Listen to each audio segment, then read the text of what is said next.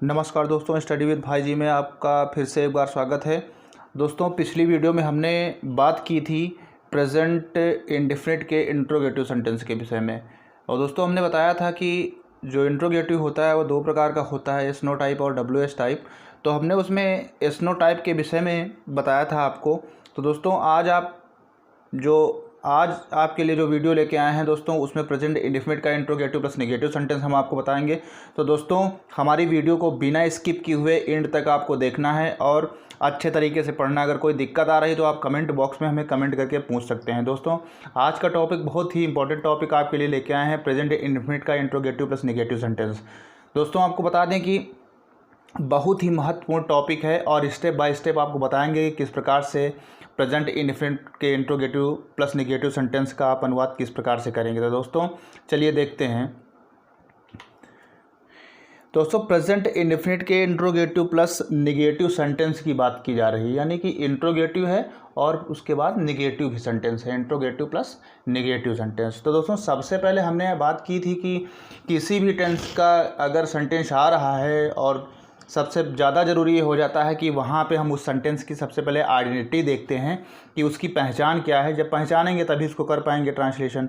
तो दोस्तों, यहाँ पे present indefinite interrogative plus negative sentence की अगर बात करें तो इसकी आइडेंटिटी वाक्य की शुरुआत में तो क्या शब्द तथा बीच में नहीं शब्द लगा होता। यानी अगर इंट्रोगेटिव प्लस नेगेटिव सेंटेंस है तो सबसे बड़ी बात यह है कि वहाँ पे जब भी कोई वाक्य की स्टार्टिंग होगी तो क्या शब्द से होगी और सब्जेक्ट के बाद आपको नॉट मिलेगा। यानी वाक्य की शुरुआत में क्या शब्द तथा बीच में नहीं शब्द लगा होता है। आप कभी भी अगर इस तरह का वाक्य कहीं पे आपको मिल रहा है, सबसे बड़ी बात तो वहाँ पे आप ये पहचान जाइए कि इसका ट्रांसलेशन किस तरीके से किया जाएगा। तो दोस्तों, यहाँ पे इंट्रोगेटिव प्लस नेगेटिव सेंटेंस की अगर बात करी जा रही है तो इसमें सबसे ज़्यादा पहचानने वाली अगर चीज़ है तो सबसे पहले हम आइडेंटिटी देखते हैं कि इस सेंटेंस की आइडेंटिटी क्या है, कैसा सेंटेंस है, किस प्रकार से इसका हम ट्रांसलेशन करेंगे। तो उसी हिसाब से हम स्ट्रक्चर लिखते हैं और उस स्ट्रक्चर के माध्यम से ही हम उसका ट्रांसलेशन कर ले जाते हैं। तो दोस्तों, सबसे ज़्यादा ज़रूरी है आइडेंटिटी। यानी आइडेंटिटी मैंने आपको बताया कि वाक्य की शुरुआत में क्या होगा और बीच में नहीं शब्द लगा होगा। अगर इस तरह के वाक्यों से मुलाकात आपकी होती है तो वहाँ पे उनका अनुवाद करने के लिए, ट्रांसलेशन करने के लिए सबसे पहले डू या डज का प्रयोग करेंगे। उसके बाद सब्जेक्ट आता है प्लस नॉट लगाया जाता है, फिर वर्ब की फर्स्ट फॉर्म आती है, फिर ऑब्जेक्ट प्लस अदर वर्ड आता है। यानी आप समझ रहे हैं कि सबसे पहले हमको क्या लगाना है, डू या डज लगाना है अकॉर्डिंग टू सब्जेक्ट। मैंने पिछली भी वीडियो में बताया था, देखो यहाँ पे नोट पॉइंट में मैंने खुद ही नीचे दिखा दिया है कि आपको कोई दिक्कत ना हो।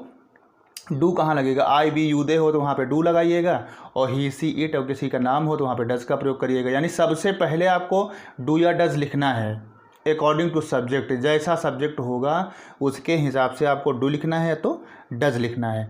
तो दोस्तों, सबसे बड़ी बात यहाँ पे ये है कि सबसे पहले हम अपने दिमाग में ये लाते हैं कि वाक्य की पहचान क्या है। तो वाक्य की पहचान में बात करें तो वाक्य की शुरुआत क्या शब्द से तथा बीच में नहीं शब्द आता है, और इसका अनुवाद करने के लिए सबसे पहले डू या डज का प्रयोग करते हैं। उसके बाद सब्जेक्ट आता है, उसके बाद नॉट का प्रयोग करते हैं, वर्ब की फर्स्ट फॉर्म आती है, ऑब्जेक्ट प्लस अदर वर्ड है। दोस्तों, बहुत ही इंपॉर्टेंट टॉपिक है ये आपके लिए, प्रेजेंट इंडेफिनिट का इंट्रोगेटिव प्लस नेगेटिव सेंटेंस। और नोट पॉइंट में दिया हुआ है कि डू कहाँ लगेगा यार। तो डू अगर लगाने की बात करी जाए तो आई वी यू दे अगर होगा, subject I we you they होगा तो वहाँ पे डू लगाओ आगे, और अगर ही सी इट नेम अगर आएगा तो वहाँ पे आपको डज लगाना है। इसमें कौन सा बहुत बड़ी बात है। तो यहाँ पे डू डज आपको कंफर्म हो गया होगा, तो कहाँ पे डू लगाएंगे और कहाँ पे डज लगाएंगे। फिर एक बार बता देते हैं कि प्रेजेंट इंडेफिनिट के इंट्रोगेटिव प्लस नेगेटिव सेंटेंस की बात कर रहे हैं यहाँ पे। और आइडेंटिटी की अगर बात करें तो वाक्य की शुरुआत में, ऐसे वाक्यों की शुरुआत में क्या आएगा और बीच में नहीं शब्द आएगा।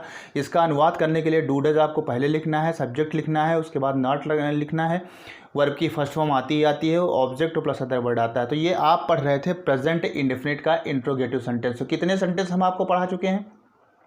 सबसे पहले हमने टेंस के विषय में जानकारी आपको दी, उसके बाद हमने अफर्मेटिव सेंटेंस आपको बताया, ठीक है, उसके बाद नेगेटिव सेंटेंस बताया, फिर इंट्रोगेटिव बताया, और आज जो हम टॉपिक लेके आपके लिए आए हैं, तो वो इंट्रोगेटिव प्लस निगेटिव का टॉपिक लेके आए हैं, तो उसको भी मैंने आपको समझा दिया स्टेप बाय स्टेप। इसमें कोई बड़ी बात नहीं है, हलवा की तरह ट्रांसलेशन इसका होता है, आप अच्छे तरीके से कर सकते हैं। बस 2-4 ट्रांसलेशन आपको प्रैक्टिस मिलाने हैं, आपको एग्जाम्पल करने घर में बैठ के, और ज़्यादा कुछ करना नहीं है। तो यहाँ पे सबसे पहले आइडेंटिटी देखते हैं वाक्य की, यानी वाक्य की शुरुआत क्या शब्द से हुई है और बीच में नहीं शब्द आया है, तो ये इंट्रोगेटिव प्लस निगेटिव हो गया। इसका अनुवाद करने के लिए मैंने बताया था कि सबसे पहले डू डज का प्रयोग कर लेंगे, सब्जेक्ट लगाएंगे, नॉट लगाएंगे, वर्ब की फर्स्ट फॉर्म लगाएंगे, ऑब्जेक्ट लगाएंगे और बचा कुचा लिख देंगे जो भी होगा। डू कहाँ लगाएंगे और डज कहाँ लगाएंगे, नीचे नोट पॉइंट में दिया हुआ है।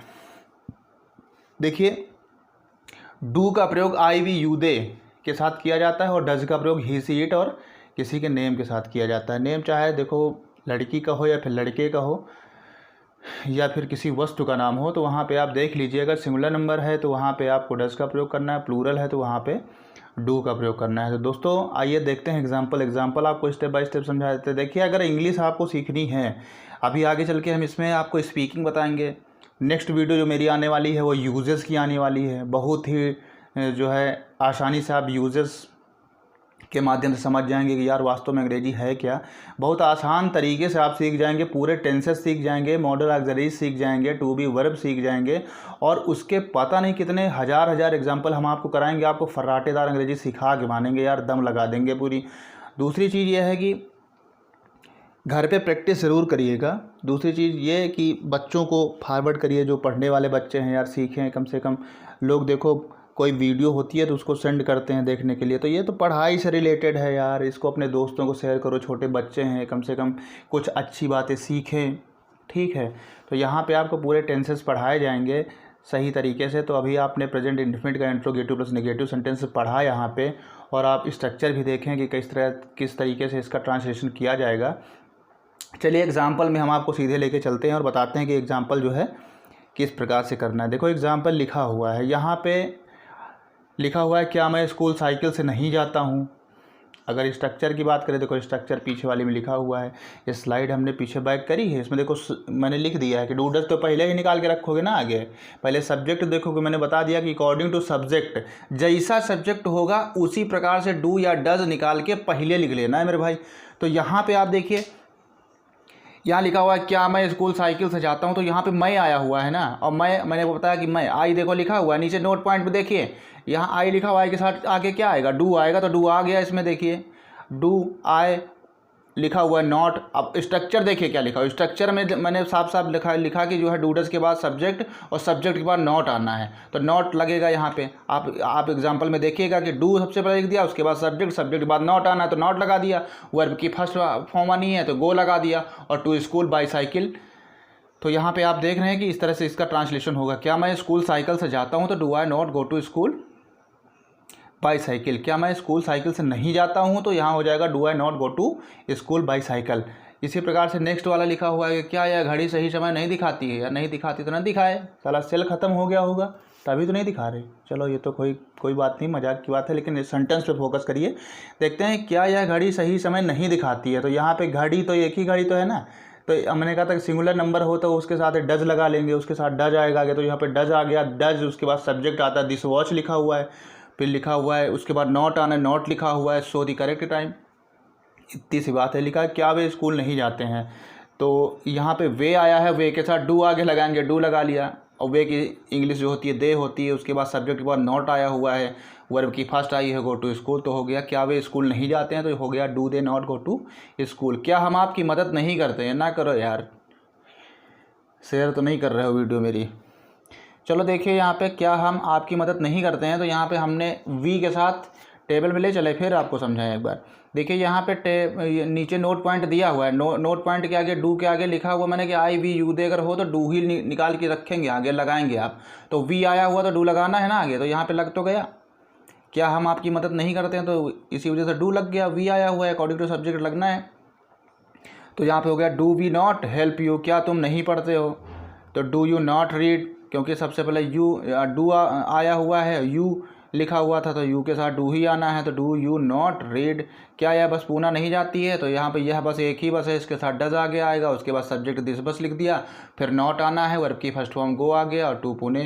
तो यहाँ पे क्या यह बस पूना नहीं जाती है, इसका ट्रांसलेशन होगा डज दिस बस नॉट गो टू पुणे। तो दोस्तों इसी तरह से यार कुछ एग्जाम्पल घर में भी बैठ के बनाइएगा, और अगर कोई दिक्कत आ रही है तो आप हमें कमेंट बॉक्स पे जो है बताइएगा, और हमारी वीडियो को ज़्यादा से ज़्यादा शेयर करिए ताकि बच्चे यार पढ़ें आसानी से। हो गारंटी मेरी कि हम आपको इंग्लिश सिखा के मानेंगे भैया, दम लगा देंगे। अभी कल की वीडियो में देखो, नेक्स्ट वीडियो जो मेरी आएगी उसमें यूजेस आएंगे, बहुत ही इंपॉर्टेंट यूजेस आएंगे। किस तरह के यूजेस आएंगे, जैसे बिजली जाने वाली है, अभी देखो वाली है, वाले हैं, किस प्रकार से ऐसे वाक्यों का ट्रांसलेशन करते हैं ये बताएंगे। और फिर उसके बाद फिर टेंसेस पे आ जाएंगे, तो बीच बीच में कुछ यूजेस भी पढ़ते रहिए। तो नेक्स्ट हमारी वीडियो को ज़रूर देखिएगा, उसमें हम यूजेस लेके आपके लिए आए हैं और बहुत अच्छे तरीके से बताएंगे। तो आज दोस्तों आपने सीखा प्रेजेंट इंडेफिनिट का इंट्रोगेटिव प्लस नेगेटिव सेंटेंस है, जिसमें बताया गया कि वाक्य की शुरुआत क्या शब्द से तथा बीच में नहीं शब्द आएगा, वो इंट्रोगेटिव प्लस नेगेटिव होगा। दूसरा कि एक स्ट्रक्चर मैंने बताया कि डू डज आपको पहले लगाना है, सब्जेक्ट लिखना है, उसके बाद वर्ब नॉट लगाना है, फिर वर्ब की फर्स्ट फॉर्म आनी है, वर्ब की फर्स्ट फॉर्म के बाद ऑब्जेक्ट प्लस अदर वर्ड आना है, ठीक है। और टेबल के अनुसार हमने बताया कि डू कहाँ लगेगा, डज कहाँ लगेगा, do I we you they के साथ डू लगाओ, और ही सीट नेम के साथ डज लगा लो। तो दोस्तों बस यहीं तक ये वीडियो थी, और ये टॉपिक आपको बहुत अच्छे तरीके से तैयार करना है और हमारी वीडियो को ज़्यादा से ज़्यादा शेयर करना है। अगर हमारे चैनल में नए हैं तो हमारे चैनल को सब्सक्राइब करिए, लाइक करिए, शेयर करिए। धन्यवाद।